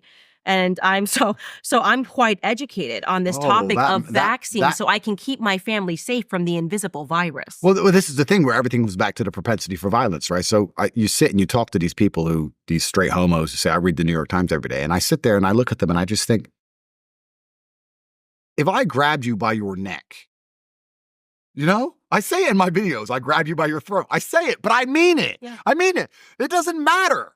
The bottom line is violence. The bottom line is how capable you are defending yourself and the people you care about. That's the bottom line of masculinity.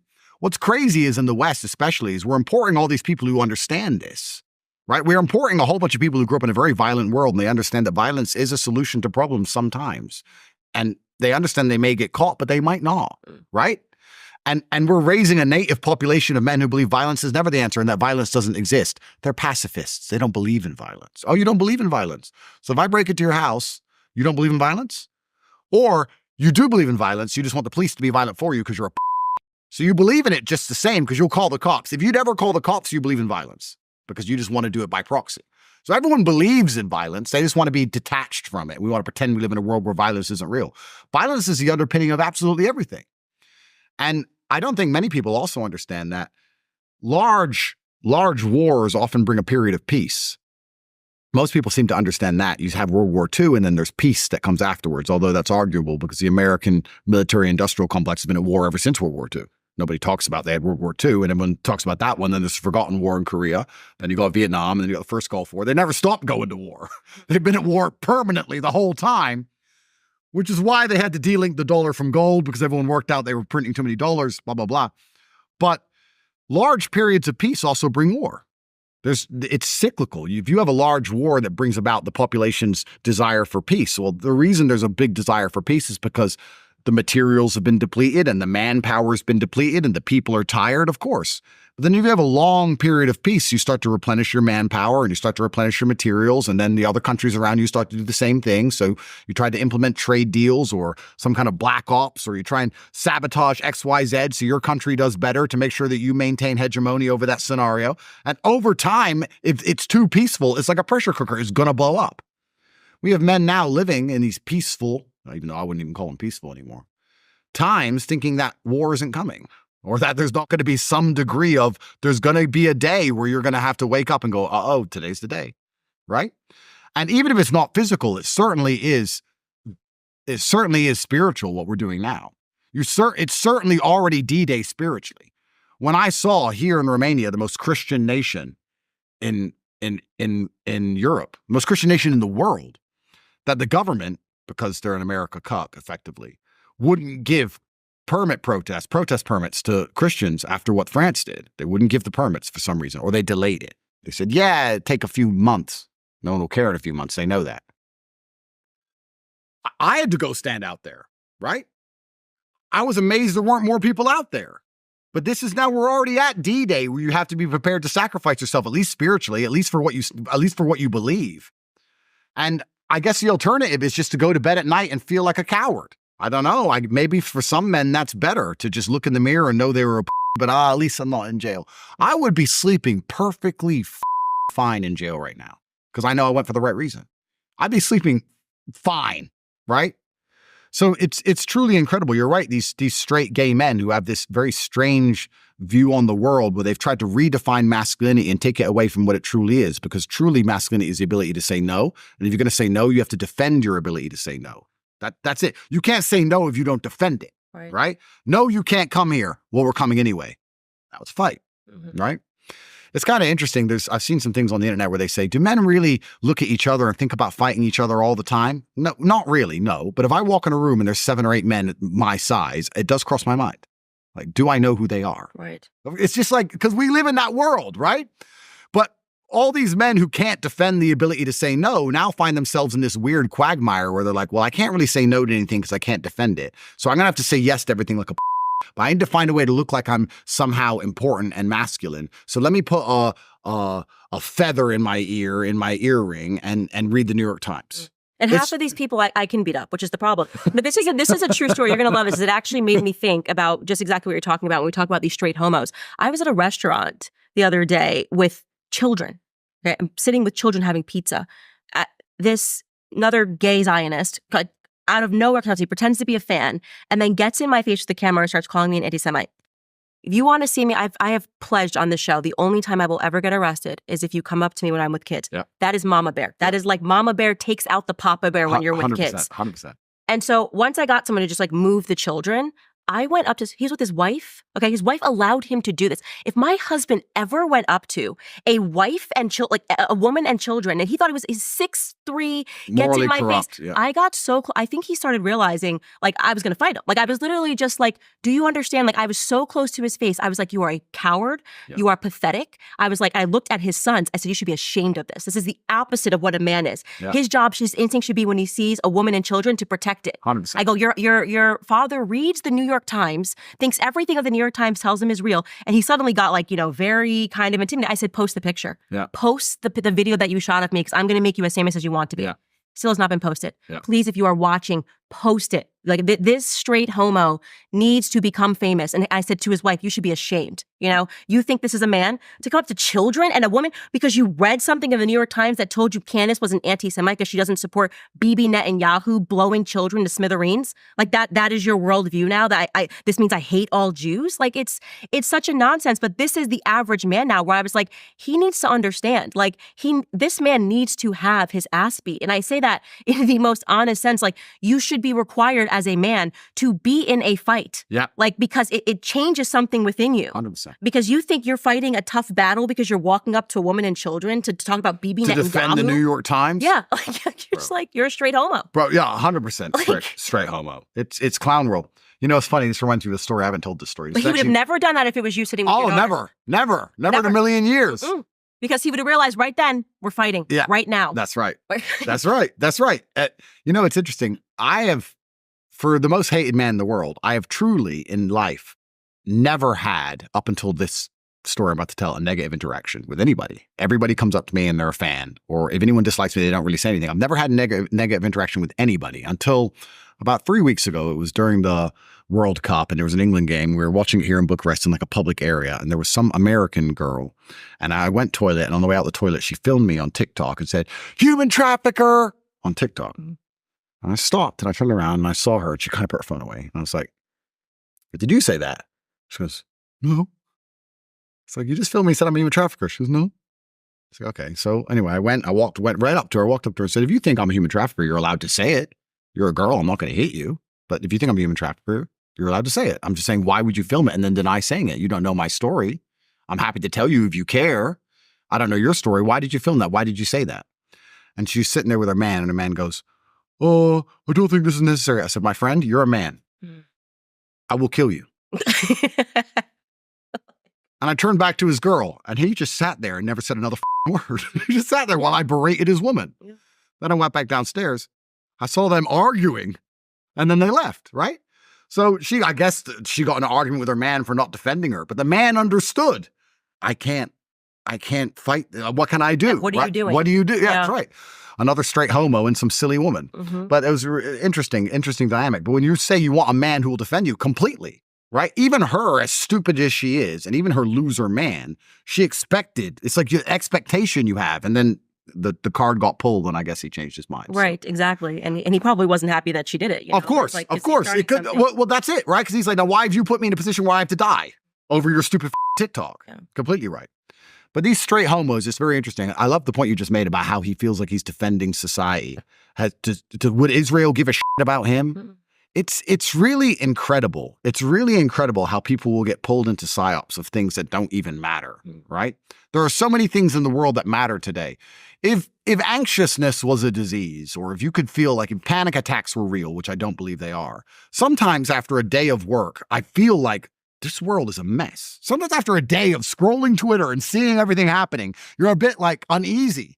You're like, how do I sleep now? What am I supposed to do? How do I prepare for these things? And I guess I'm one of the most equipped people on the planet because I'm fortunate enough to have a bunch of passports and a bunch of money. Most people don't even have that. And it's really crazy that with all of this going on, all the things people should have a vested interest in, they can get psyoped and distracted into some complete bullshit, Like LGBT rights. Cool. They already have rights. Why would you go march for what? How much further are we going to push this buck down the road? What's next? Well, we know what next is. It's children. Yeah, of course. And they need children because they can't reproduce on their own and they need your kids. They need your kids. So the plan from the beginning has been go after the straight people's kids so they have a future, right? Funny how they understand population dynamics and reproduction, more than the straight women seem to anymore. But there are straight people who will sit there and go, yeah, I believe we should support their rights. Like, on what planet are you? They're just scared to say no because they're scared to have to defend their position.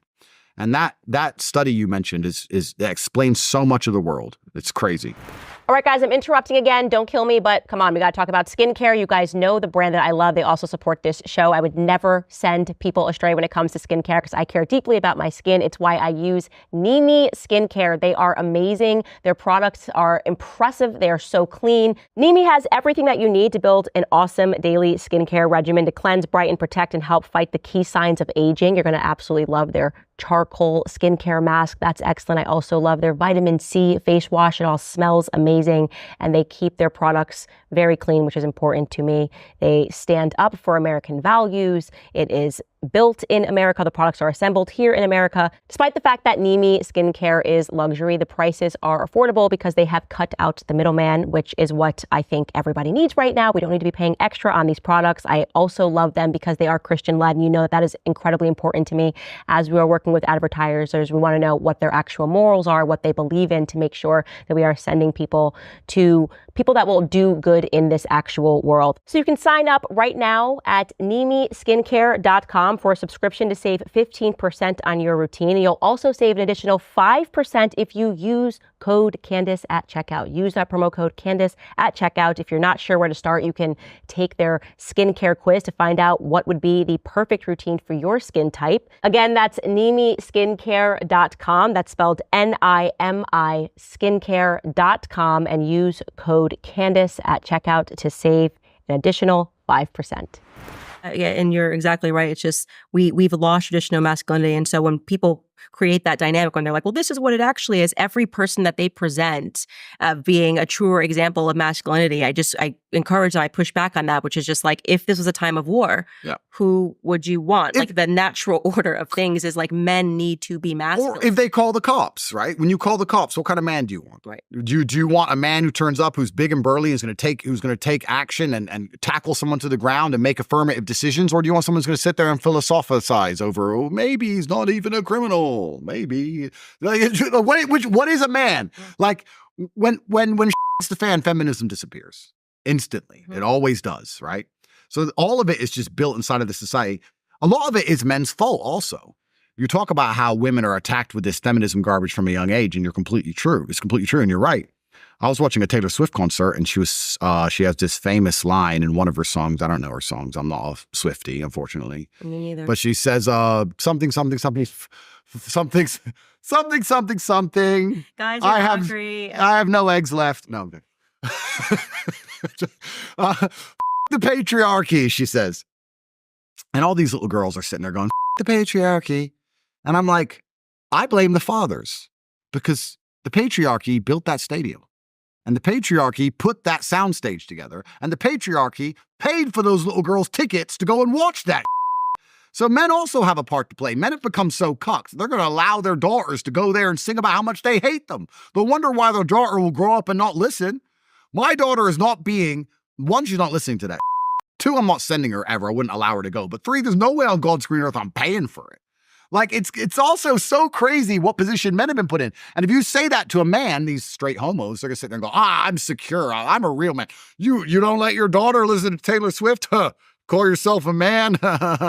Bro, it's crazy what level the Western society is sunk to. And what's scary is that we live in a world where we think the West is the whole world because we live in the West.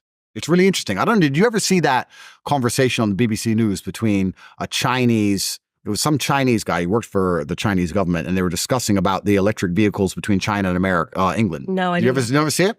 It's really interesting, and I don't want to misquote it, but I think people can find it and send it to you. They were saying that China produces 90% of the electric vehicles, and the UK is concerned about that they produce too many electric vehicles, and that the UK wants to produce some more electric vehicles because they don't want China to have a complete hegemony over the future when we use EVs, etc. And the Chinese and they were talking about competition between the two countries. They said, how do you feel about UK trying to compete with you in the electric vehicle market? And the member of the Chinese government said, we see the UK as a country that was historically important that we'd like to have good relations with.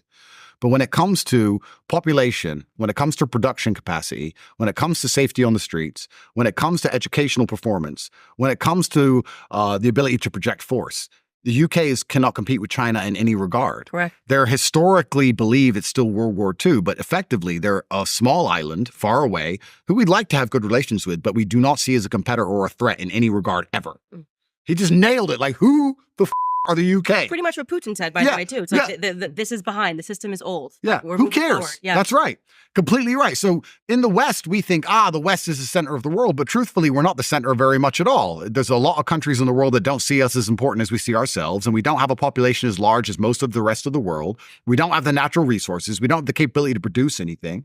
And we're now entering a dynamic where our men, because it's going to be our people against other people, right? Especially in the bipolar world, our men and their pussyfooted approach to life are going to be pitted against men who are prepared to fight and die for real. Yep. And we're going to see how that all works out. I guess the idea of the Western elites is that they can just continue to use the dollar to subjugate these nations, and that they can use AI and machines. I mean, for right now, just launch a world war out of nowhere. Yeah. You can reset everything by bombing and exploding and then stealing people's that's right. resources. Or having better technology. We think, we don't need real men in the army because we've got better tech, et cetera, et cetera. I mean, we'll see how that all works out. But I think the next 100 years are going to be very interesting when we see that. I mean, we can look at it right now. Let's look at it right now in the UK. 3 little girls were stabbed. The girls that were stabbed were the same age as my daughters. I have 2 daughters age 4. 3 little girls were stabbed to death. A man shouldn't have to feel what a blade is like entering his body, let alone a little girl. It's disgusting. I have seen 0 conversations about how to protect little girls. All I see are the straight homos marching, talking about how they're not racist. What the are you even doing? Right. Have you lost complete context of the situation? Every single conversation should be about how to protect children. And there should be nothing off limits. We shouldn't be afraid to discuss the fact that if people come from X country, they commit violent crime at a 300% higher rate than if they come from other countries. Because everyone talks about the UK being racist. It's probably one of the least racist places on the planet. You want to see racism? Go anywhere else. Japan. Africa. Yep. They're racist in Africa. They're racist in the Arab world. Everyone's racist. We're the least racist place. And instead of marching to protect little girls, the man who stopped the knife attacker should be a national hero. He should be everywhere. I haven't even seen his face. They don't want to show him because they don't want to remind people the little girls were stabbed. Instead, they wanted to divert the whole conversation to don't be racist. And now we have all these straight homo men walking around. We showed the far right. Yeah, don't be racist. As if they've achieved something. You've forgone the argument completely. When the knife-wielding attacker is near you, you're going to piss your pants and run. And now you're walking around saying, don't be racist. Now, I agree with don't be racist, but if you are asinine and stupid enough to believe that if you're going to allow thousands of people into your border unchecked, that some of those people are not bad people, you're an idiot. Mm-hmm. And I wouldn't even say that you're too stupid to conceptualize that. I'd say they're too cowardly to admit it because they're too scared to be racist. So now they're too scared to admit that by refusing to refute that idea, they're letting bad people in. They're going to say, no, all 1 million we let in are all good. They're all doctors and they're all physicists. You don't have to be racist to understand it's not about skin color. If people come from a war zone, they've seen trauma and they're not going to be particularly balanced all of the time. I would argue if a child sees their parents blown to smithereens, they're not going to grow into a pretty balanced, happy, normal, sane individual. They're coming from the worst places on the planet. Well, that's part of it, too, is like, people don't be racist, don't be this.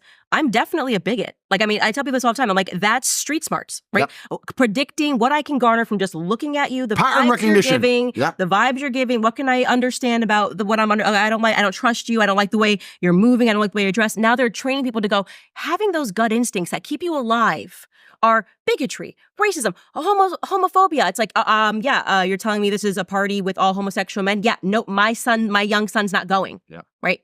Oh my gosh, how dare you say that? Like, this is homophobic, this is heterophobic, this is all of these words really, in my view, meant to just delude people away, like from trusting their gut instincts. Your gut is divine, okay? Your gut is telling you something's not right. Like the person in the classroom says he's a non-binary person who believes that, like, you know, age limits should be evaporated, and he's teaching your kindergarten teacher and your son, and you're allowing that to happen because you're fearful that people at school are going to call you a bigot. Like, I'm a bigot, okay? I put those. I'm a bigot. I am a bigot. So let me figure out what I have to know about you, because I'm gonna let you know whether or not you're allowed access to my children. And so I tell people, do not allow them to call you a bunch of names that essentially rinses you from that divine gut instinct that you have. That's the Holy Spirit saying you don't trust this person for whatever reason. And then you have the government telling you that whatever reason that you have, you know, is not right because it's some ism, sexism, misogyny, homophobia, whatever. It's pattern recognition.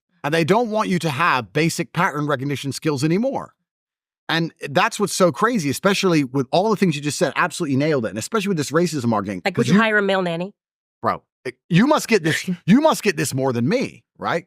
Because I'm mixed, half black, half white. You're black, right? So they must say, why are you racist? Why have you turned on your own race, etc.? It's not even really truly about race. Like, in jail, I saw people lose their minds, right? I saw people in jail lose their minds, and I saw that they weren't the same anymore. I didn't want to be around those people. I would avoid them as much as possible. I hate the idea of them now being loose in society. That's just jail. In a European nation, okay, it's the worst jails in Europe, Eastern Europe. It's bad. But, you know, we're now talking about war-torn countries, which we've blown up. We have bombed. And people are seeing their families destroyed. People are seeing children headless on the street. You're telling me these people are now sane and they can just come here and get a job and pay their taxes? Is that what we're going to pretend we believe? Otherwise, we're deemed to be racist? It's not about the color of their skin. It's about all the things they've been through. And I don't want them in the society. But now, like I said, 3 little girls are stabbed to death and people are marching around pretending that we need more of these people. In fact, they're so desperate to virtue signal. It's not just, okay, they're fine. It's actually, we want more.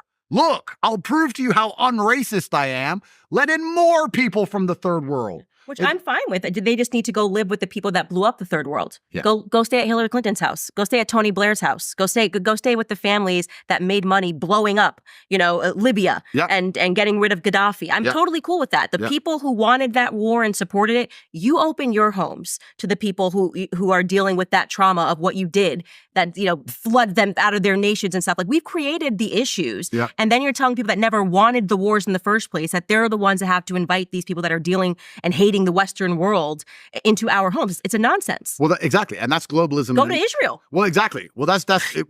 They love war. Go to Israel. Yeah, that's right. Well, that's globalism in a nutshell, right? Because globalism is effectively people who are detached from the common man's issues, making problems, profiting from it, and then all of the mess gets dumped on the common man. Yeah. That's what basically happens every single time with every single thing they do. And it's really interesting because the argument is typically, oh, they want a better life and, you know, they need a better life. I understand they want a better life. I'm not blaming them. But letting them in your country because they want a better life is like letting someone in your house because they want a better TV. It's not theirs. Right? You can't just let everyone in. Especially what's most crazy is what, you let some in and not others, or you let everyone in. Is everyone going to just abandon the planet and just move to the West and it's just going to function somehow? Is that how we see these things? But I guess the two things we're talking here is very interesting because the most primitive, I would guess, and that's perhaps the wrong word, the most essential female biological impulse is reproduction. The most basic thing a woman should want to do is have children. And the most primitive male biological function is protection. Like you just said about your son, he wants his sword. We have women who don't want to have kids, and we have men who don't want to protect society. The fact that men are not marching in England right now saying we must protect all our schools and protect little girls, as opposed to just advocating to allow in a bunch of military-age males who can beat the shit out of them, is really incredible. It's truly incredible. It's amazing they've managed to psyop men to give up all of their protective instincts. And then they've psyoped women into not want to have children anymore. And they've replaced these with some warped version of something else. I mean, I guess it's the first time I'm saying this. I guess I'm just analyzing on the fly. But people, I guess these men marching in these anti-racism riots, I guess it's satisfying their protective instinct because they feel like they're protecting the immigrants, maybe? I don't know. and they're afraid to protect their own people because they don't want to be deemed racist and they can't defend their opinion. But it's really interesting when you say straight homos because you nailed it. They're like, you meet men and they're like, oh yeah, and they're supposed to have a wife. They're all just gay. Yeah. They're all gay. Yeah. At the end of the day, you can't do anything. And I could beat you up. That's why I'm like, you know, hey, I'm sorry to tell you this, that your father's a straight homo. You know what I mean? Like, I know that he is straight sexually, but also he's a homo. Yeah. And in that 90s sense of like, there's nothing he can do here. And he knows that. Yeah. And so I do also want to, in closing, commend you on something, which was so crazy. So there was this person who was doing like a bunch of digital content. I thought his content was amazing, got into touch.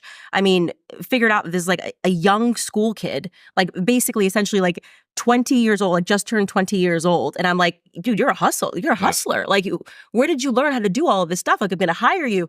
I'm like, what school did you go to? Harvard, Columbia, Hustler University. I said, excuse me? What's Hustler? I went to Andrew Tate's school and I learned how to do all of these. I mean, this kid is going to make a killing. I mean, I'm telling you, he's going to make an absolute killing. It's like around the clock, work. Yeah. Comes from the wrong side of the tracks. I figure out, hired him. One of the greatest hires that I've had, like unbelievably. Amazing. And so that really, to me, also signals a lot because I talk about what is so wrong with the education system. And then you learn that these kids, this is why they hate you, these kids who just want a freaking opportunity, who will work around the clock, who just want to be able to feed their families someday, who come from the wrong side of the tracks, are jumping into, I genuinely don't even know what Hustler University is, but I know that kid is 10 times more effective than people that are coming out of with college degrees right now as looking for somebody. He is a hustler, like literally is a hustler. Yeah. And so I want to commend you on whatever it is that you built that created this young kid who's going to absolutely crush it. And that should really signal to people that there is something so corrupt and wrong that the majority of these kids who graduate with their $100,000 degrees are going to make $35K and live a life in debt and to eventually become a slave while they laugh at people who follow Andrew Tate and go to Hustler University because they're going to take over these kids. No, and that means a lot to me. And actually, I've been told by various people in large positions of power, and that's also one of the reasons why I was so heavily attacked, because I'm going to war against the educational system. Because the educational system, as you just highlighted, is $100,000 for a degree. It takes 4 years. It takes up all of your time. You're in massive debt. And the fact that the loans are linked only to the education shows it's a scam in and of itself. You can't get that loan for anything else. You can only get it for the education because they don't want that loan to be out in the fair market. Starting a of ideas. business, yeah. Oh, yeah. If you say you can get a loan and you can get a degree or XYZ, nobody will get a degree because they know it's a scam. And it suffers from double inflation. It gets more expensive every year to go to college, plus more degrees exist every year. It basically has no value whatsoever. And we started Hustlers University as a way to teach children, not even kids. It was to teach people how to make money online primarily. We have 18 modern wealth creation methods. It's $49 a month. And we decided to make it, we said, look, we're going to put it out there in the marketplace of ideas. You don't need to get a loan to come here. You can spend your $49 on pizza or you can spend it on this. We're competing with the entire world and we're very large. I actually want to model it now because people have been saying to me, like, you should do like a seminar and stuff. And I'm like, actually, you're so right. Like, I wish I had not been a fool and taken out $100,000. I paid it back. Yeah. But I learned nothing. Yeah. I learned nothing. Everything that I actually became in life was because of the street smarts that I already had. That's right. And I would have rather have spent the $49 on the Hustler University program so I could learn what skill set, here's what they're using. He literally said he learned editing skills that somebody else would have paid $150K to learn.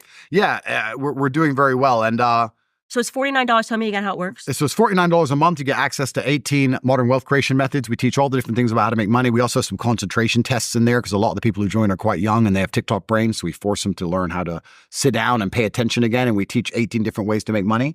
We have different professors in there. We have live calls every day. It's now the largest online educational platform in the world. We own university.com, which they really hate. That was an $8 million domain. So we bought university.com. No way. Yeah, that's ours. And I've actually been told that me going to war against the educational system is one of the reasons that I got in so much trouble because now you have children who are choosing $49 a month and then starting to make contracts and make money online within a few weeks as opposed to going to get these $100,000 degrees and getting in debt. So we're doing very, very well. And I'll tell you something. I hired someone. He even said, I graduated at the top of my Hustler University class. He was like, yeah, I was one of the best in sales. And I was just like, I think it's incredible. I love it. As someone who came with a family that could not afford a single dollar towards the education system, I was then forced to drop out in my senior year, who then became a slave to loans. Yeah. I really want to commend you on that because that kid is now cutting so many corners in life because of something that, the monstrous Andrew Tate taught him how to do. But Yeah. we teach Creative. we teach agency, and also one of the reasons why we decided to do that is I also think that it's a lot easier to resist depression if you have the ability to make your own money. A lot of these people, once they start working corporate, they're screwed. You know, if you work for a corporation, you're going to have to get the jab, and you're going to have to wear the mask, and you're going to have to go to HR meetings, and you're going to have to call that he or she. So by teaching people to make their own money and have their own, or at least have their own faith in themselves that they can make their own money, it allows them to be freer in their minds. Hustlers University has been under massive attack by the Matrix as well. We have a whole bunch of tech problems. They keep trying to attack us and hack us and all these kind of things. And the MSM actually did an article attacking me, saying that I am promoting homophobia inside of my university, because what happens is, I mean, we have 250,000 students now. It's quite large. Wow. So I'm not in charge of all of the chats. Of course, I'm CEO, so I don't even know what's happening in the chats all the time. But we have open chat rooms where the students can talk with each other, which are moderated by AI, and we have a few moderators, but we can't moderate everything. And one guy said, "How do I cancel my subscription?" And everyone started replying rainbows. And I found it super funny. And because I laughed about it, they did this whole BBC hit piece on how my school promotes homophobia. Like, there's nothing I can do right in the world, unfortunately. I have TatePledge.com. I dedicate $25 million a year to feeding people. That's somehow wrong. I have an online educational platform that costs less than pizza, that teaches children how to focus and pay attention to make money online. Somehow that's wrong. I teach men how to be strong and to resist depression and to go to the gym and not be afraid to stand up for themselves. Somehow that's wrong. Like, you can't win against these people anymore. Well, because you're teaching them the code of how not to be enslaved by the Matrix. And so that's problematic. It's why I'm deemed problematic. It's why Ye, who survived Hollywood, in my view, survived MK Ultra attempt, is considered problematic, because you're teaching people to believe in themselves. And I think that's the number one thing that I have learned throughout all of this, is that what they really hate is the mother effing audacity. Like, the audacity, Candace, when for you to go out on your own and like you were a part of this and you think that you can just keep saying that Brigitte Macron is a man. Yeah, Brigitte Macron has a penis. I've said that, and I'm going to keep saying that because I've looked into it and it's true. Been around. And yeah, I've been around. I know a man when I see one, and this does pass a sniff test. And to say, you know, that these acts happened. And so I think that is the problem with people like you, people like me, people like Ye, is that we're giving people the permission to be themselves. It's so interesting you say that, because the first time I was ever super heavily attacked by the Matrix is when I said depression wasn't real. And the backlash was incredible. Because drugs. They drug these kids out of their minds. That's right. They were so desperate to try and convince me or demonize me for saying depression wasn't real. And I was like, look, feeling depressed is real, but I believe you have control of your own mind, and it's down to you to fix it. You don't need drugs, and you haven't caught a disease. You just need to change your scenario, change your settings. Now, PTSD is real. I can tell you, I had it after jail. I know that mental health issues are real, of course. What I'm trying to say is that depression as an idea in the West is so massively overprescribed that it no longer has any value. It's just sadness. It's just sadness. You're just sad. That's a normal human emotion. Like, go outside, go for a run, hang out with your friends. That's right. I see. That's going to keep coming, like waves of sadness. We're all sad. We get sad sometimes. Completely. I see it all the time. I see men to me, oh, I'm depressed. I look at them and say, I'd be depressed too if I was you. You're a loser. Yeah. Like, of course you're depressed. Your life's because you're a loser, because you've achieved nothing. So it's not a disease. You got work to do. That's the bottom line of it. We've overprescribed it to the point where it has no point at all. I'm sure 1% of depressed people might have something wrong with them, of course, fine. But if you're going to say everybody has depression, I don't even know what the statistics are, but I read something very scary about the amount of people in America that are on some kind of psychotropic They start drug. them young. They'll be like, oh, you have Is it anxiety. like 20% or 30% of people or something? It has to be more. It has to be more. Genuinely, like, everybody is on these drugs, and they know long-term that these drugs eventually make you crazy because you're playing with the chemistry of your brain. You should never do that. See, I apply this to my current circumstance. I apply this to my current problem because the way you always attack men to try and damage your influence is sexual crimes, right? So I'm applying this to my own case. 3 different countries, they've called over 2,000 women who I've ever known in my life. And they managed to find these 2 idiots, and you've done a breakdown of the case, which I super appreciate. And they haven't found anyone else, thankfully.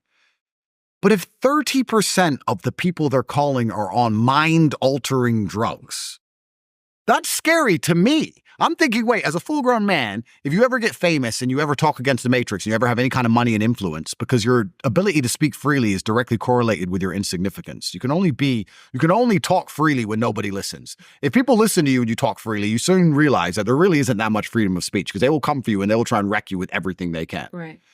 It reminds me of a point on freedom, which I want to talk about quickly. But Now we're saying that this percentage of the population are on drugs. I always found this interesting when they say, we've been through his past and we found these people. What percentage of the population are autistic? What percentage of the population are mentally ill? And then what percentage of the population are on mind-altering drugs or depressed of some kind or anxious or whatever they're on? And then we're going to say and find someone from 11 years ago and say their word, their eyewitness testimony without any other proof is golden. It's just so crazy. Christine Blasey Ford, 20 years ago. Yeah, happened. it's scary to me. It's actually very scary. The point I wanted to make on freedom is very interesting because you've experienced how the Matrix tries very hard to shut you up and they try to intimidate you. They try and ruin your life and intimidate you. That's effectively what they try and do. And it takes a particularly stubborn type of person. I am. I'm a Taurus. I'm just like I'm ready. I'm built different. I'm built different. I love being a thorn in their side much more than whatever they can do to me. Yeah. It's like I'm in jail. I'm like, yeah, but I pissed them off. Yeah. Yes. And they hate how happy we are too. Oh, completely. And they're like, this shouldn't be the results. They're miserable. We've done the studies. Yeah. And once we do these psychological attacks and we psychologically terrorize them and their family, they should be fatigued and broken. That's right. And then we just emerge and we're like, hey.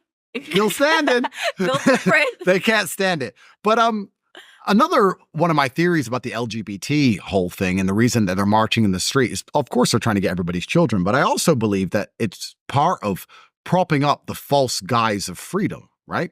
Because what the West has built itself on is a very thin culture, and it's built itself on the idea that everybody can get rich. Nothing unifies us. If you look at here in Romania, even in this country, everyone has the same language, they have the same religion, they all watch the same TV shows growing up. Right? They have the same folk stories. They do the same thing at Christmas.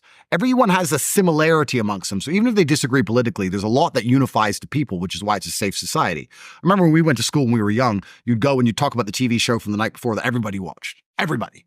And now we don't have that anymore, right? So the only thing that unifies people in the West, because there's nothing that unifies us. We don't agree on the flag. We don't agree on religion. We don't not the same skin color. We don't speak the same language. There's nothing that unifies us except this idea that we can become rich. Go to the West, get rich, be nice to people. But now everyone's realizing you're not going to get rich. And this is where the problems are coming because they're realizing the American dream is a sham. And it's a lie. So we have this very thin culture. And we say these other countries, well, they have thicker cultures. Their cultures aren't thin, and a thick culture is good for the cohesion of society, but they're not free. And we're free. And then I sit and think, well, if you speak against authority in the West, they teach you a lesson, so you're not actually free. So how do they prop up this false idea of freedom? What they do is they put the freaks to the front. So what they do is they push the freaks to the front. So they say, look, this person chopped their off. We're free. In other countries, you can't chop your off. It's like, okay, that's fine. But I am not free to do anything important, like speak against power, like speak against AIPAC. You're free to hurt yourself. You're free to do dumb. You're not free to actually talk about anything important ever. And I feel like one of the reasons why they're promoting all this degeneracy is to try and keep this bullshit idea of freedom alive. Because if they took that away, you'd wake up and realize, oh, okay, this is actually no different than most of the world. And I'm not going to attack only the West for this. You can't talk against Putin in Russia, and you can't talk against Islam in Saudi, and you can't talk against the king of Laos. I'm sure you're going to pay a price. That's how the world actually is. We're the only ones who are lying about it. Sitting and saying, no, you can't talk, you can, we're free. The truth is you can't talk against authority at all. And to try and distract everyone and keep this bull dream of freedom alive, they're going to push freaks to the front, which is why I think that the freaks are getting more and more outlandish because people are starting to realize that the freedom isn't real and they're starting to feel the cage and close. So as people are starting to sit there and realize, wait, maybe I don't live in a free country. Maybe my government is owned. Maybe they are all homosexual pedophiles. Maybe I am paying too much taxes just to blow up children. Maybe nobody has my interests at heart. Maybe my elections aren't real. Maybe my children are being brainwashed. Maybe my streets are unsafe because they refuse to police them properly. Maybe all these drugs could be stopped. Maybe, wait. He's chopped his off. There's a man in a dress. It's free. Freedom. And I really think you could never have a man wear a dress in Putin's Russia. That's right. I think I want to go there. That sounds like, I don't want men wearing dresses. And that's the most crazy thing about it, is that trying to show this freedom, they're actually showing to anybody with a brain things we don't even want to see, right? You can take that away. That's fine. Take that away. Another thing about talking against government, because I was talking to somebody about this, and they said, okay, well then why are you saying America's so bad when you can't talk against government anywhere else? And I said, well, the reason for that is because if you're in Russia, you know who your boss is, right? I don't personally disagree with Putin, so I wouldn't want to talk against Putin. But if you live in Russia and you do want to talk against power, you know who you're talking against. Our biggest problem here in the West is that we don't even truly, really know who we're talking against. I know that the LGBT homo mafia are in charge somewhere, which I know that's clear because they can in the Senate building and nothing happens. So that's obvious. But it's like, Who? And we're spending all our time going down rabbit holes of Israel or Big Pharma or military industrial complex or Globo Homo, or you're like, who is even in charge of this mess? Davos, WEF. That's the thing that's most scary to me. It's not the fact that we can't speak against power, because you can't in a lot of places. It's that we're not even allowed to know who the powerful are, because then they're accountable. It's all just theories. If they were to say it's this person, this person, and this person, those people would be in a lot of trouble very quickly. Mm-hmm. So they've removed their attachment to anything. So there's not even any accountability anymore in the West. That's what's truly scary. I'm just asking, I would like to know who's in charge here. I'd like to just wake up and say, you walk into a restaurant and everything's manager. Like, why is there cockroaches? What's going on? I'd like to just go, who's the manager of the West now? Who's actually in charge of any of this mess anymore? At least in other countries, you get the good fortune of knowing who your boss is. Right. Right? Yeah, I keep trying to figure out why I'm supposed to hate Putin. I'm like, okay, so he doesn't let people desecrate churches. You can't just take your boobs out as a woman and say you're protesting and stand on top of a statue of Jesus Christ. I think I'm okay with that. Yeah. I know I'm supposed to be hating this. You're telling me this is authoritarian. This is authoritarian, but what you guys are doing, locking up people for peacefully protesting on January 6th, hunting grandmothers, is not authoritarian. That's right. Because women are allowed to be whores. Yeah. I'm like, everything about this, if that's going to be the boss, that makes more sense to me than the people, the deep state, the homosexual agenda, the pedophilia that's being promoted, the pedophiles are allowed to write articles and protect other pedophiles.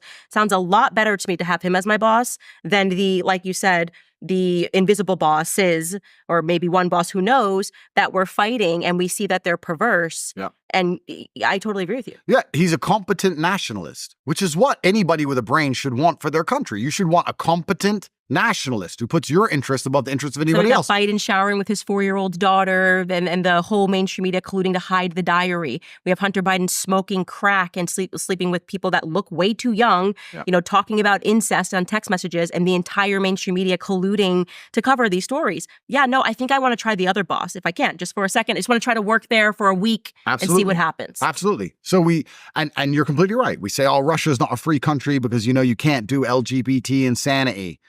And that's the only thing they can really come at them for. They can't come at them for, they've arrested 1/10 of the people the UK have arrested for Facebook posts. Wow. So I think Tucker highlighted this. In the UK, I think it was in 2022, they arrested 4,500 people for their social media comments. In Russia, it was 400. So the UK is 10 times worse for policing speech than Russia. Free country, right? But Russia's not free because we don't allow them to, they're not allowed to poison the children, so they're not free. So it's actually the thing that's most scary about this freak show is the reason they're pushing it so hard to the front is because they're trying to keep this imaginary balloon of freedom and the American dream and all this garbage ahead, because we have a very thin culture. Nothing's unifying us in the West besides the idea that somehow we're free and that somehow we'll one day get rich. That's it. And that's what's so scary. You know what I found interesting about American culture? The eclipse that was recent. There was an eclipse where the solar eclipse, it was like a few months ago. Can't remember. It was going through a few states. And I was reading on Twitter, they were talking about how the eclipse is coming and you need to be careful because it's going to be dark for 2 minutes and beware of crime and all this shit. And I sat there thinking, American culture is so thin that if it gets dark in the middle of the day for 2 minutes, there's going to be crime? People are going to rob cars? Is that how close we are to apocalypse? Is it that bad? Even we talk about Ukraine-Russia war, even though I agree with Putin, I think he's completely justified. The Ukrainians and the Ukrainian government, who I have distaste for, but the Ukrainian people, they're still in lines buying food. It's war. They're in a line with money buying food during war. America, it'd be looting. It would be fires. It would be free for all within 2 minutes. We are on the absolute precipice of societal breakdown all of the time. And the only thing that's keeping it together is everyone sitting around going, don't worry, you'll be rich one day, you'll be rich one day, while a political class just rape the tax base for as long as they can before they disappear into the sunset. How long until this all goes wrong? I mean, it's an interesting thing to observe from afar. It's super interesting. Yeah, I think about it every day. I tell people I have an apocalyptic mindset. I've learned to grow vegetables. Yeah. My husband hunts, he fishes. We're going to be good in the the middle of a forest and we're going to survive. And you Yep. better think deeply about who you would want. I say this all the time in your tribe. And you're going to realize that it all comes down to basic survival skills. Yep. Can you hunt? Can you shoot? Can you fight? Can you grow food? Yep. Can you take after the children? And the majority of Westerners are ill-equipped for those things. They're like, well, I can receive the New York Times and read it and comprehend what they're telling me to believe, and that's going to be problematic.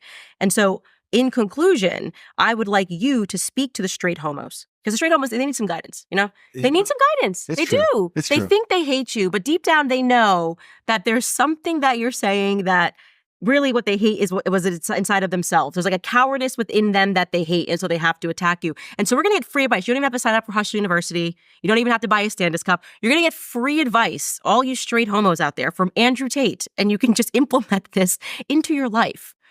Andrew Tate, take it away. Sure.